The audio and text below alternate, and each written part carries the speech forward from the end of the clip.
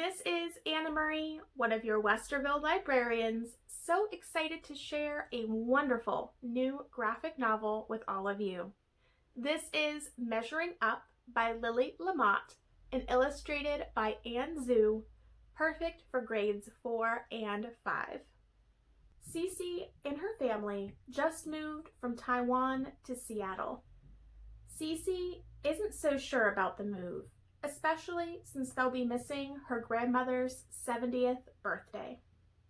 Since she can't go to Amma, Cici decides she's going to win the $1,000 grand prize in a local kids cooking competition, so she can pay for Amma's plane ticket to come visit Cici in the United States.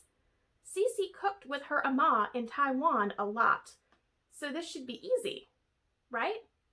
The problem is, Cici only knows how to cook Taiwanese food, and that isn't going to work in every round of the competition. Can Cici find a winning recipe?